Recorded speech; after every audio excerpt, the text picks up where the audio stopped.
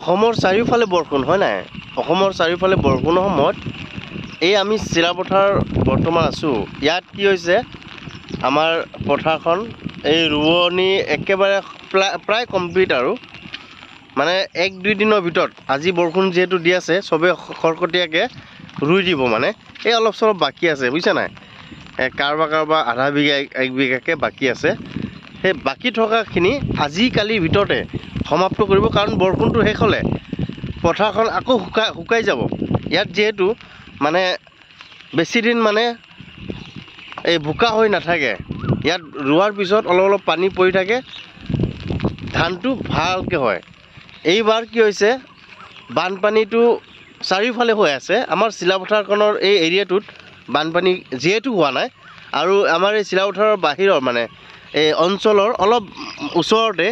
যেহেতু এই নলবাৰী হয় তাৰপিছত মানিকপুৰ আৰু টঙানী সেইবোৰ জেগাত আমগুৰি চাইডে কি হয় বানপানীয়ে আৱৰি ধৰিছে মানে পুৰা ঘৰে ঘৰে বানপানী মানে পানী উঠি গৈছে কিন্তু আমাৰ এৰিয়াত এটা সঠিকভাৱে পানীটো জমা হৈছে মানে বৰষুণটো একেবাৰে কাৰেক্ট হৈছে কিন্তু বেলেগ জেগাত বানপানীয়ে গ্ৰাস কৰিছে তো গতিকে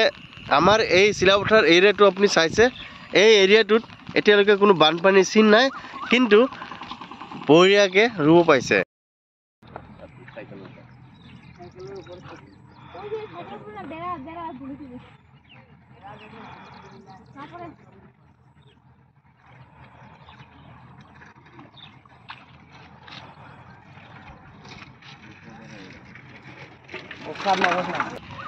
আজিকালিৰ ভিতৰতে সমাপ্ত হৈ যাব এইটো চাওক আপোনাৰ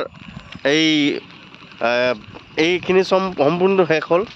এই আগত চাইছে নাই আগত কমপ্লিট হৈ যাব এইটো ৰোৱনি শেষ হ'ব আৰু এইকেইটা কিয়দাংশ বাকী আছে আৰু সেইকেইটা সমাপ্ত হ'লে ধান আমাৰ ইয়াত ৰোৱনি শেষ হ'ব বানপানী যিহেতু হৈ আছে মই বানপানী জেগাত যোৱা নাই মই যিটো এৰিয়াত আছোঁ আমাৰ এৰিয়াটোত এতিয়ালৈকে বানপানীৰ চিন নাই বৰষুণ হৈ আছে বৰষুণ হোৱা সময়ৰ পৰা 3-4 দিন 5 দিন বৰষুণ হৈ আছে কিন্তু এইটো ওখ জেগা কাৰণে কোনো বানপানী হোৱা নাই দ এৰিয়াবোৰত পুৰা বানপানী হৈ আছে তো গতিকে যোনবোৰৰ এৰিয়াত বানপানী হৈ আছে সেই মানুহবোৰ অলপ সতৰ্ক হওক আৰু যদি নাও এৰিয়াত মানে আপুনি আছে নাও ব্যৱস্থা কৰক আৰু সতৰ্ক হৈ থাকক আৰু শুনি পাইছোঁ হাতীও আহি আছে গজৰাজ বিচৰণ কৰি আছে কৰবাত চাপৰি এৰিয়াত সেই চাপৰি এৰিয়াবোৰৰ গজৰাজ যিহেতু বিচৰণ কৰি আছে সেইবোৰ মানুহকো সতৰ্ক হৈ থাকিবলৈ আহ্বান জনালোঁ